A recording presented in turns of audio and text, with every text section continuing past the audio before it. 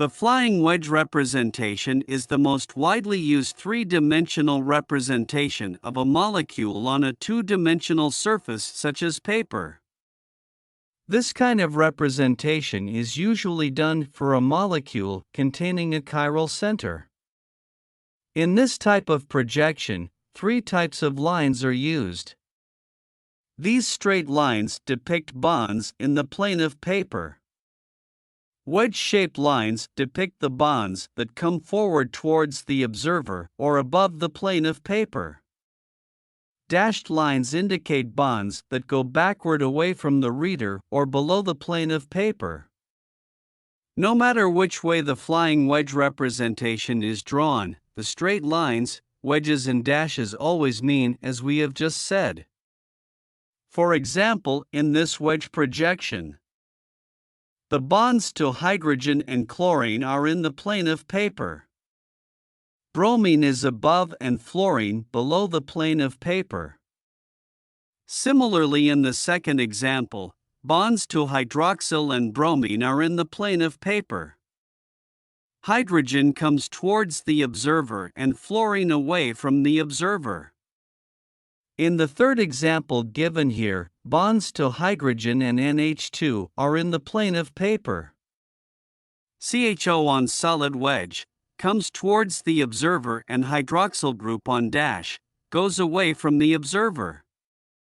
The same rule applies to molecules with more than one chiral center. For example, this molecule has two chiral centers. In this flying wedge representation, these three straight bonds are in the plane of the paper. This fluorine and this hydrogen on solid wedge are above the plane of paper, whereas this hydroxyl and this bromine on dashes are below the plane of paper. This projection is staggered because none of the groups on one carbon eclipse on any other group of second chiral carbon. We can clearly see the blue and red methyl pointing opposite to each other. Rotation of the carbon-carbon single bond by 180 degrees puts the groups on two chiral carbons onto each other, to give eclipsed flying wedge projection. If we rotate the red carbon and keep blue stationary, then groups on blue carbon remain unchanged. Groups on red carbon are rotated by 180 degrees. Bromine on dash is now on solid wedge, hydrogen on solid wedge is now on dash, and methyl was pointing up but is now pointing down. The blue methyl eclipses with red methyl, fluorine with bromine and hydroxyl group with hydrogen. This eclipsed projection is less stable than staggered projection, which is preferred in flying wedge representation of molecules. Another way of representing organic molecules is Newman projection. A Newman projection is a convenient way of drawing a molecule, looking straight down the bond connecting the two carbon atoms. The back or rear carbon is represented by a circle with three bonds pointing out from it.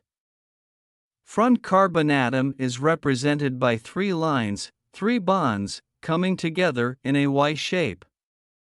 Note that the fourth bond for each of these carbons is the carbon-carbon bond through which we are looking down. For example, consider the Newman projection of this molecule. In this particular projection, the groups on the back carbon are staggered halfway between the groups on the front carbon, so that the dihedral angle is equal to 60 degrees. This Newman projection is called staggered conformation. By rotating the front carbon or the rear carbon, many conformations can be obtained, pertaining to different dihedral angles. If the front carbon is kept stationary and rear carbon is rotated by 180 degrees, the dihedral angle becomes 0 degrees, so that each bond of the front carbon eclipses or overlaps with the bonds of the rear carbon. To keep the bonds of the rear carbon visible, we do not draw them exactly behind the front carbon bonds. This conformation is called eclipse conformation. The same can also be achieved by keeping the rear carbon stationary and rotating the front carbon by 180. Staggered conformation is preferred over eclipsed conformation. The Sawhorse formula indicates the spatial arrangement of all the atoms or groups on two adjacent carbon atoms. The bond between the adjacent carbon atoms is represented by a diagonal line, usually from lower left to upper right. The left-hand bottom end representing the atom nearest to the observer, and the right-hand top end representing the atom that is farther away. Two of the remaining bonds to these two carbons are drawn vertically. The other two bonds to each carbon at 120-degree angles to these vertical bonds. In this particular projection, the group on the back carbon are staggered halfway between the groups on the front carbon and is thus called staggered conformation. Just like in Newman projection, here also, if front carbon is kept stationary and the back carbon is rotated by 180 degrees, then the groups on the back carbon eclipse or overlap on the front carbon groups. This is called eclipsed conformation. Just like we did in Newman projection, if back carbon is kept stationary and front carbon is rotated by 180 degrees, the same eclipsed conformation is obtained. A German chemist, Emil Fischer, in 1891, developed a symbolic way of drawing asymmetric carbon atoms, allowing them to be drawn rapidly. Consider this three-dimensional flying wedge representation of an asymmetric carbon, connected to four different groups, shown by differently colored spheres. Fischer represented this molecule as a cross, a two-dimensional representation, and called it Fischer projection. In this cross, the horizontal lines are taken to be coming out of the page and vertical lines going behind the page. That means it has to be imagined like this, called bow tie convention. This is obtained by holding the green sphere and rotating flying wedge projection like this. The yellow sphere goes into backside, the red moves towards left, and the blue sphere comes out and settles on right side. This gives us bow tie structure, which is changed into cross without any change in groups, and is called Fischer projection. For example, the Fischer projection of this molecule with one chiral center has to be imagined like this, with horizontal bonds or groups coming out of the page and vertical groups going into the plane of the page. Likewise, this Fischer projection of a molecule with two chiral centers has to be imagined like this bow tie structure, with horizontal bonds coming out of the page and vertical groups going into the page. Same applies to this molecule with three chiral centers and to this molecule with four chiral centers, and so on. Fischer projection may be rotated by 180 degrees without changing its meaning. For example, this Fischer projection, if rotated by 180 degrees, changes to this, which is same. When we rotate a Fischer projection by 180 degrees, the vertical bonds, dashed line, still end up vertical, and the horizontal bonds, wedged line, still end up horizontal. This can also be confirmed by checking absolute configuration of both projections.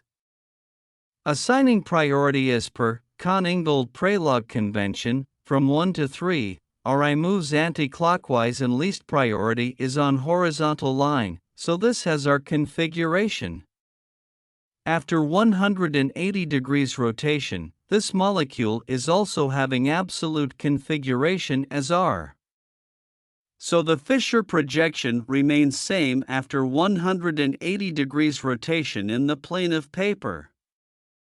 A 90 degrees rotation of Fischer projection in the plane of paper changes it into an enantiomer. This is because when we rotate the projection by 90 degrees, the vertical bonds become horizontal and the horizontal bonds become vertical. Same can be verified by applying CIP rule to find out absolute configuration. From 1 to 3, our eye moves anticlockwise. And least priority group is on horizontal line, so the absolute configuration of this molecule is R. In this case, from 1 to 3, our eye moves anticlockwise and least priority group is on vertical line. So this has S configuration. Thus after 90 degrees rotation in the plane of paper, Fischer projection changes to its enantiomer. Swapping the horizontal or vertical groups on a Fischer projection gives enantiomer. For example, consider this Fischer projection. As per CIP rule, its absolute configuration is R. Let us do the horizontal swapping. That is, position of OH and H on horizontal line is swapped. Applying CIP rule, we get absolute configuration as S. Horizontal swapping also means 180 degrees rotation out of the plane of paper, which gives an enantiomer, and not the same molecule. Same is the case with vertical swapping of groups, which gives S enantiomer. It will also mean vertical 180 degrees rotation out of the plane of paper, which gives enantiomer and not the same molecule that we get by 180 degrees rotation in the plane of paper.